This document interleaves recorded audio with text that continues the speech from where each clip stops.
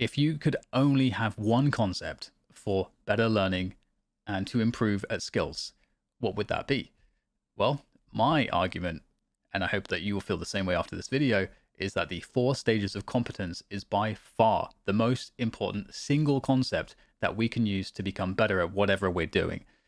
And given that this is an esports channel, typically, I will definitely have a bit of an esports spin thrown on top of this, and I'll add another concept, although I just said you only need one. I'll add another concept, which is the 4 pillars of esports performance, which is something that I came up with a long time ago to help me sort of understand how to categorize different areas of my own performance to be able to kind of dial in a little bit more to be able to get better results too.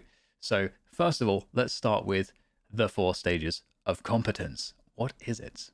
So at the bottom of the pyramid, we have unconscious incompetence, which essentially translates to you suck and you have no idea how badly you suck or in all the ways in which you suck. You just suck. And I mean, that's fine. That's how it is when you're learning anything new. When you're starting new anything, that's where you are. And that's fine. So the thing is, though, we need to understand what the problem is here. And the problem really is just knowledge. It's a knowledge problem. You need more knowledge to begin to move up to the second phase from the bottom to conscious incompetence. And you might start out with some very basic ideas. So the idea that in a tactical shooter, I need to eliminate my opponents or plant the bomb and have it explode or defend against that to win the round. And I know that's the outcome. That's what I'm trying to do. I just don't know any of the stuff from the starting point to the end point. And that's kind of what you're trying to fill out. And so one way you do that is by playing the game. Another way, as a curious-minded individual, you may do that is by looking at yourself and trying to understand where your mistakes. Why am I dying? Is it because my aim is bad, or is my positioning bad, or like what's going on? Why am I not having the outcome? So you're beginning to ask these questions, which will help you to learn and help you to build that knowledge. And then over time, as you learn more about the game and you keep doing this process, and maybe you're starting to contrast yourself against players who are clearly better, and you're seeing, okay, well, what ways are they better than me? How are they taking their fights? What is their sort of a strategic approach? Are they faster than me in how they're playing? Like, what's going on? You're starting to contrast other players to you. Now it's going to help you even more to really sort of start to see, okay, this guy's got way better aim than me, or this guy's got worse aim than me, but he's got he's like dying way less. That you're starting to start to notice these things, and that allows you now to have targets, because as your knowledge fills out, and you start to become consciously aware of your incompetence, you have targets, you have things to work on. And so because, you're still building knowledge, like in the image, it says wrong analysis, that's kind of, where you're at. You don't necessarily know what the answers are to actually solve these problems just yet. You're just becoming aware that you are bad at these things. So over time, as you study more and you start to, figure out more about the game, then you get to this period of or phase of conscious competence, where now you actually understand, oh, this is how I'm supposed to be doing this thing, or oh, I need to do some aim training to solve this thing, or oh, I need to learn more about the theory in this area, or oh, if I just kind of practice, let's say an approach that I just copy just straight from a pro, how they play a certain site, or a strategy that is used by this person, if I just try to mimic that, you're starting to understand or get better analysis. You're starting to get more on the right track in terms of understanding what you should be doing. And what you're then effectively doing is you're taking the theory and you're trying to implement it into your performance. And then after, maybe some time of doing this, you get to that top place in the pyramid, which is unconscious competence. So now after some time with effective approaches of implementing your theories, now you're at a point where you don't have to think about it anymore. And this is, of course, the top end of the performance, because now there's zero friction between us and our brains, essentially, although we are our brains, but there's zero friction for our brains, let's say, in actually doing the thing.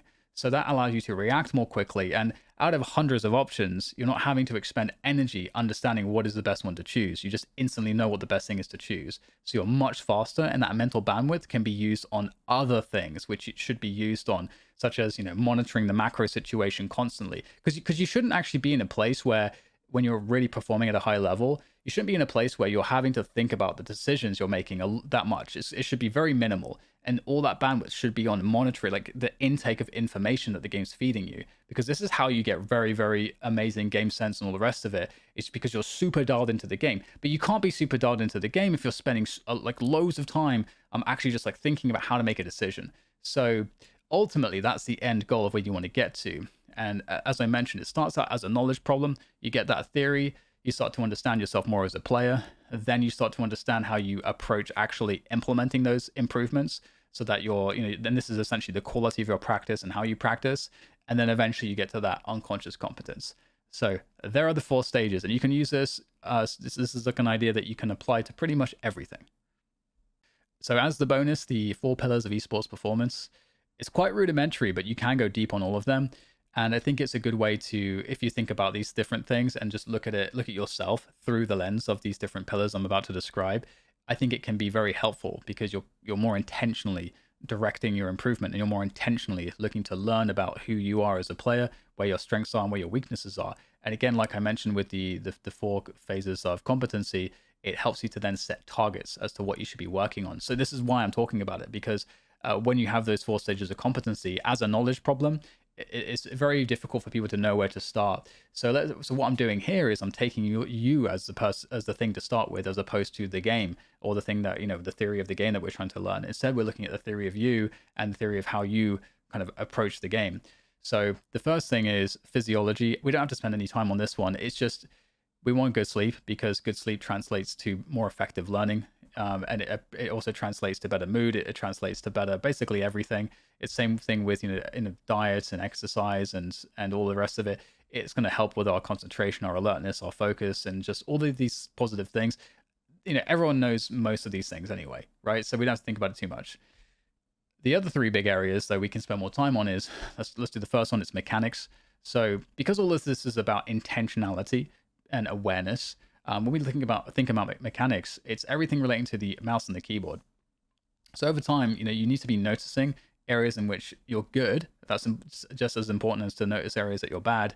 But noticing those things is very important. So because if you're noticing that you're struggling with something, and you're taking a second to just think after you played a match, I really seem to have some issues with this particular type of aim.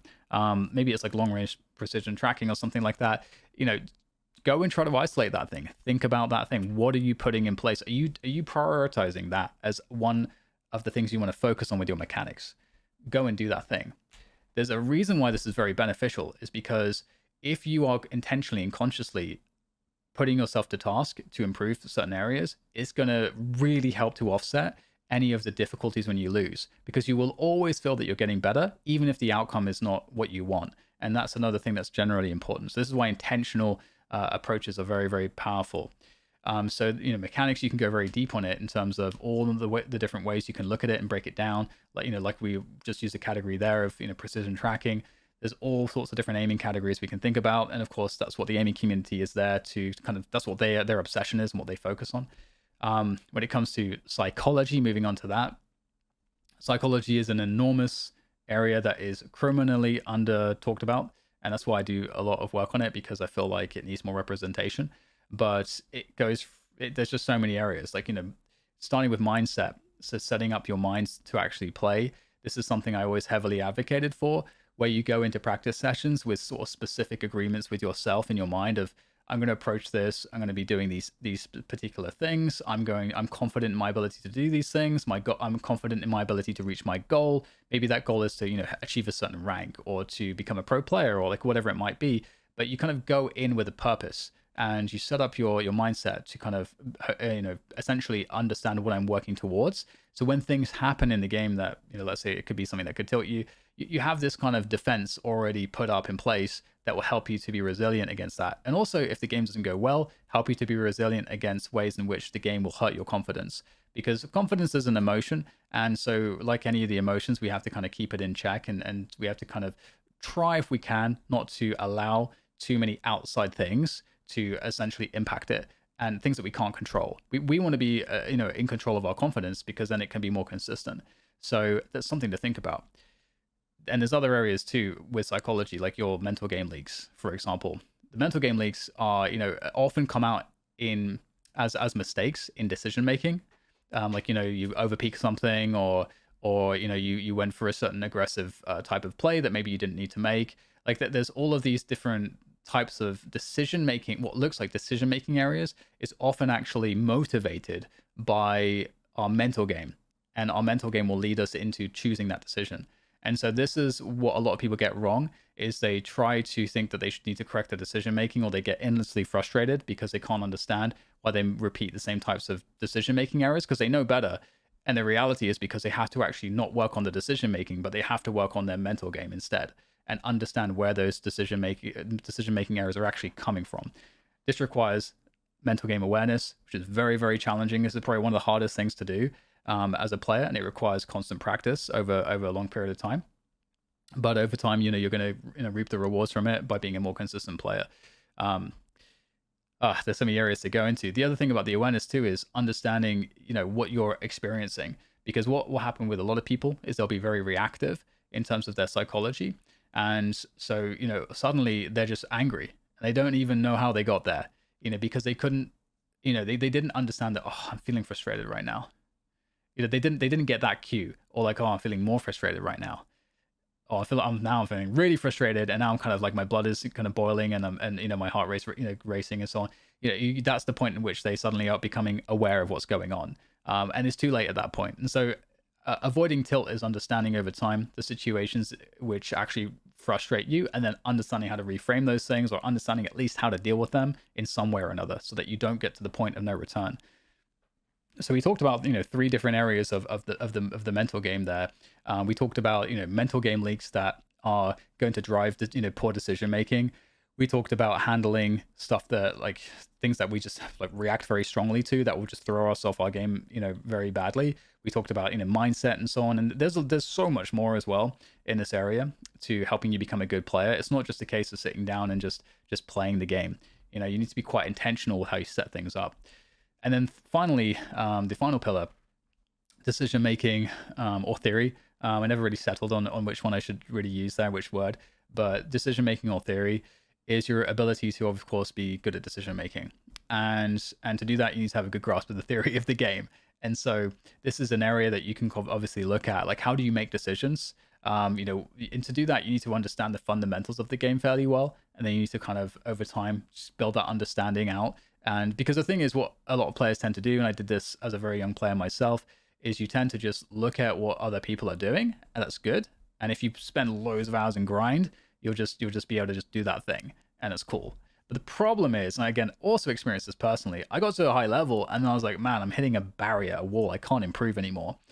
And the issue was because I didn't know how to analyze properly. I didn't know how to do the decision making properly. So I just spent all this time copying people, and then I just got kind of like just really stuck basically because of that. I couldn't think my way out of the problems that I had created because I didn't think my way into them.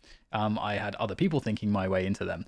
So that's something else that is pretty key and can help you improve much more quickly, because if you're able to actually build your theory over time, you'll be able to be way more adaptive as a player, and you'll get stuck way less. So these are the 4 pillars of esports performance, in my opinion. And again, you can go infinitely deep on all of them.